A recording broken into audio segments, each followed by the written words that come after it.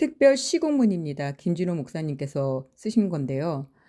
그러니까 보수나 진보, 좌우를 떠나서 대한민국에 사는 사람이라면 이 나라에 살고프면 꼭 한번 들어주시길 바랍니다. 진정한 애국, 조국을 사랑한다면 좌우 이념을 초월해서 생각해 보시길 바랍니다. 지금 대한민국은 제3세계 후진국들 중 유일하게 선진국 대열에 진입하여 경제 대국이 되고 민주국가가 되었습니다. 맞죠?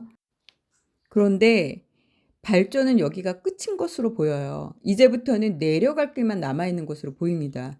그 이유와 원인을 8가지로 나누어서 한번 알아보도록 하겠습니다. 첫 번째, 내부 분열입니다. 무릇 역사는 부침의 역사입니다. 부상하거나 몰락하거나. 강국 로마도 망했고 몽골 제국도 사라졌습니다.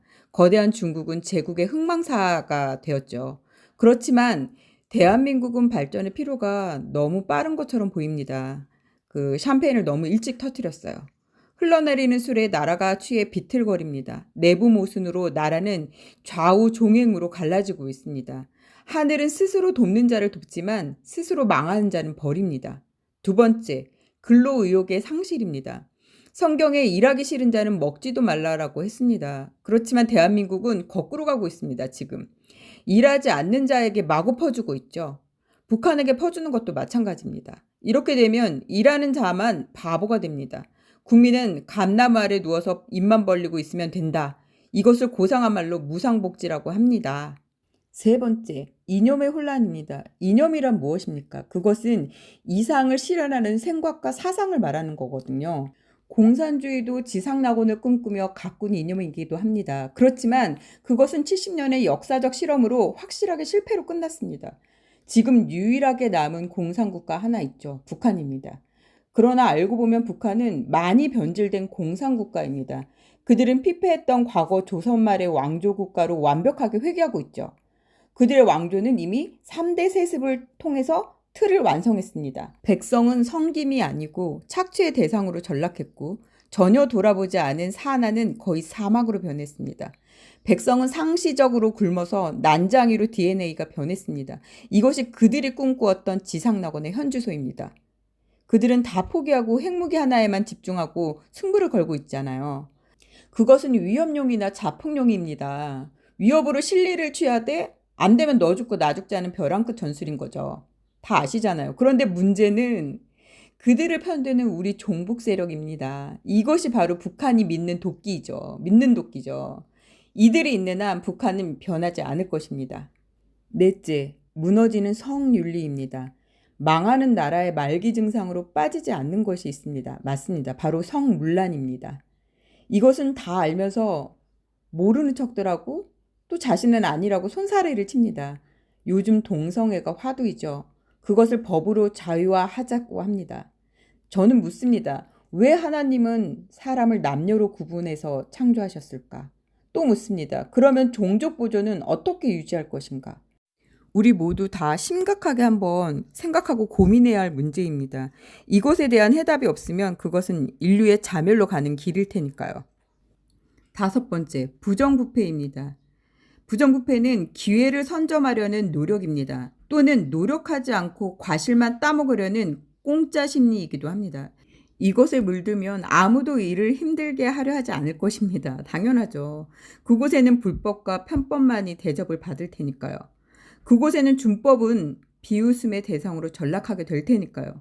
그러니까 정상인과 비정상인의 위치가 바뀐 것입니다. 나라가 망하는 조건에 부정부패는 빠지지 않는 단골 손님이죠. 여섯 번째, 국민 건강입니다. 우리는 반세기 전만 해도 배가 고팠습니다. 배가 나오면 양반이고 풍채가 좋았다고 부러워했습니다. 지금은 전 국민의 비만화가 진행 중입니다. 그 무서웠던 세균성 질환은 이미 백신으로 거의 정복이 된 상태죠. 암도 이제 조만간에 극복할 날이 가까웠는데요. 이제 남은 것은 성인병이고 유전병 질환입니다. 혈압, 당뇨는 현대인의 기본 질병이 되었죠. 더 심각한 것은 체력 저하입니다. 허우대만 멀쩡했지 알고 보면 속빈 강정인 거죠. 일곱 번째, 인구 감소입니다. 대한민국은 좁은 국토에 인구가 많았었습니다. 그렇지만 지금은 급격히 인구가 줄고 있어요. 다 아시다시피 출산율의 저하와 고령 인구의 증가는 세계적인 수준이죠. 인구 감소에 따른 여러 불리한 조건들을 얘기하는데 문제는 복원력이 없다는 것입니다.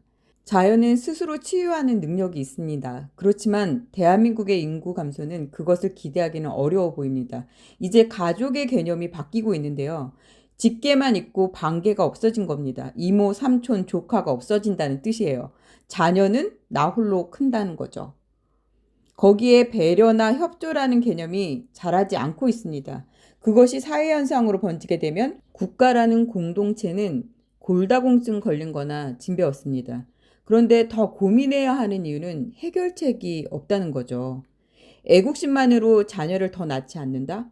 함께 사는 공동사회가 정말 텅 비어버린 공동사회로 변해버릴 수가 있어요. 이것이 대한민국만의 문제가 아니고요. 인류의 문제가 된다면 정말 인류의 종말은 문 앞에 와 있는 거나 같습니다. 마지막 8번째, 민주주의입니다. 우리는 민주주의를 그렇게 알고 있잖아요. 공산주의에 맞선 완벽한 민주주의라고. 그리고 선거는 민주주의의 꽃이라고 우리는 알고 있잖아요. 그런데 나라가 시도 때도 없이 선거에 몰입합니다. 애석하게도 선거는 부정부패의 온상이 되고 있습니다. 더 웃긴 것은 참 민주화라는 괴물입니다. 이것이 만능이 되어 있습니다. 강도가 민주화 유공자가 되고 폭력이 민주화 운동이 되어서 가담자는 각종 혜택들을 누립니다. 배를 타고 놀러 가다가 사고로 죽은 자들도 유공자 자격을 달라고 합니다. 광장에 모여 촛불을 들면 그것도 민주화 운동이라고 합니다. 이것은 나라의 등골을 빼먹자는 찰나적인 이기주의의 본질인 것입니다. 이것을 속된 말로 하면 먼저 먹는 놈이 임자가 된다는 뜻이에요. 이런 사회는 짐승들이 사는 정글 사회입니다. 이곳에 살려면 인간은 짐승으로 변해야 돼요.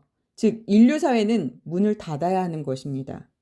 지금까지 말씀드린 얘기는 다른 나라 얘기가 아니고 바로 우리 자유대한민국이 처한 상황입니다. 여기서 작심하고 방향 전환을 하지 않으면 우리 대한민국의 구구는 대한제국과 같은 멸망의 길로 들어서게 될 것입니다. 분명히 대한민국의 구구는 쇠하고 있는 것이 확실해 보입니다. 녹은 쇠에서 생기지만 차차 그 쇠를 먹어버린다고 합니다. 이와 마찬가지로 마음이 옳지 못하면 그 마음이 사람을 먹어버립니다. 조국을 정말로 진정으로 사랑한다면 우리 모두 깨어야 합니다.